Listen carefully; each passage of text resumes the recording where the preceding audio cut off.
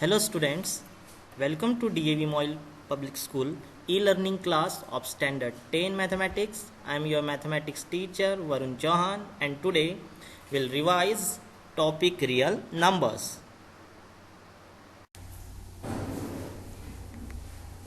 So students, in real numbers we cover the contents, that is the fundamental theorem of arithmetic, revisiting irrational numbers and revisiting rational numbers and their decimal expansion. Students, in your screen you see the family of numbers. So actually numbers means the symbol or digits which we use for counting, and the numbers further divides into two categories, that is real numbers and imaginary numbers. So in 10th standard we'll learn real numbers. Real number which consist all rational and irrational number. Rational number consists fractions, integers, whole numbers as well as natural numbers. After the basic of real numbers, we cover the first topic, the fundamental theorem of arithmetic. The fundamental theorem of arithmetic states that the prime factorization for a number is unique if the arrangement of the prime factors is ignored. Prime factorization means express the given number to its prime product. For example, we can write 36 as a 2 into 2 into 3 into 3, where 2 and 3 are the prime factors of 36. Dear students, as you have already discussed the concept of LCM and HCF in your previous classes, so here we see the methods of finding LCM and HCF. So here is a first example, and that is to find the LCM of 36 and 56. So we'll see the steps to find the LCM. First of all, we'll factorize the 36 and 56. After that, in step 2, we take out the common prime factors. Then also we'll write the product of uncommon prime factors. And to find the LCM, we have to multiply product of common prime factors and the product of uncommon prime factors. So we'll get the LCM of 36 and 56, that is equal to 504. As you know, the method of prime factorization which we used in previous example to find the LCM of two numbers, similarly here also we have to find the HCF of two numbers by using this same method. So first of all we'll write the numbers, that is 20 and 24. Then after we'll factorize both the numbers and take out the common prime factors. After doing calculation, we get HCF of 20 and 24 is 4. Dear students, after LCM and HCF, we see the new topic, that is relation between product of two numbers and product of HCF and LCM, which are equivalent. So here we see A and B are the two positive integers, and the relation of the product of A and B is equal to the product of their HCF and LCM.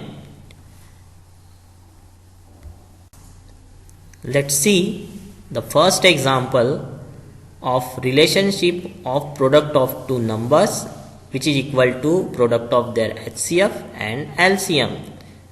So the example is for 36 and 56, the HCF is 4 and the LCM is 504. So when we multiply 36 and 56, we get the product 2016. Similarly, when we multiply HCF of 36 and 56 to LCM of 36 and 56, we get the similar product, that is equal to 2016. Thus, we can prove the product of two given number is always equal to its HCF and LCM's product.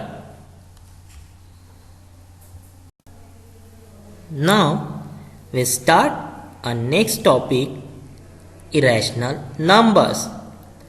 So, as you know, irrational number is nothing but the number which we can't express in the form of p by q, where p and q are the integers and q not equal to 0.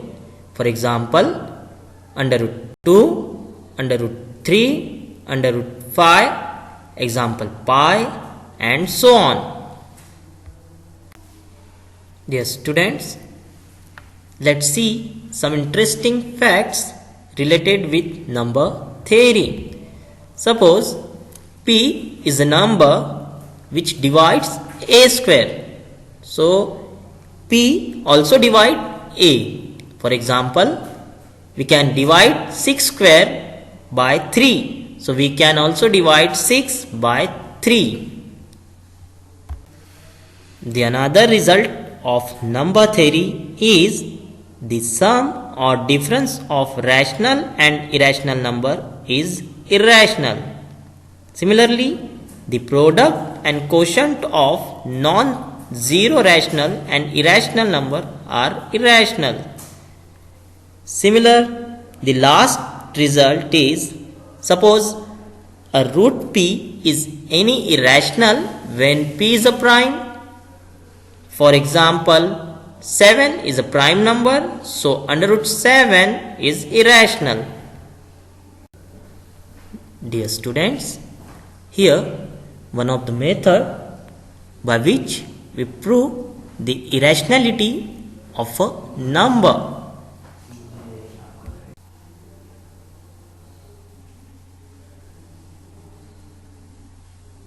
Let's see the example. Here will prove that root 7 is irrational number. So first of all, we'll assume that the root 7 is rational. After solving it, we arrive at some result and we see that our first assumption or our previous or initial assumption is wrong at some step, and we can prove that root 7 is irrational number. After revisiting to irrational number, let's see rational. So rational numbers which are expressed in the form of p by q, where p and q are the integers but q never equal to 0. For example, minus 1 by 2, 4 by 5, 1, 0 or minus 3. These all are the examples of rational numbers.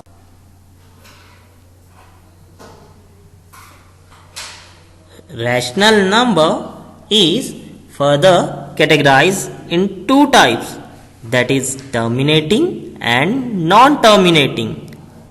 When we divide any rational, we get the quotient as a remainder with 0. So that is terminating. But when we doesn't get 0 remainder and the quotient is continuously going on, then that rational we consider as non-terminating decimal. Dear students, here we see the interesting method to check the given rational number is terminating or non-terminating. So the method is like that: if a and b is a rational number, then its decimal expansion would terminate if both the following conditions are satisfied. And these are: first one is, first of all, we'll check the HCF of a and b is always 1. Second thing, b, which we call denominator, can be expressed as a prime factorization of 2 and 5, that is 2 raised to the power m into 5 raised to the power, where either m or n or both can equal to 0. Dear students, see the solved example and try to understand the solution. Also write down in your maths copy. So student, this is your assignment for today's topic. So note down the following question in your mathematics copy and solve it. Students, I hope you enjoyed today's session. Thank you. Have a nice day.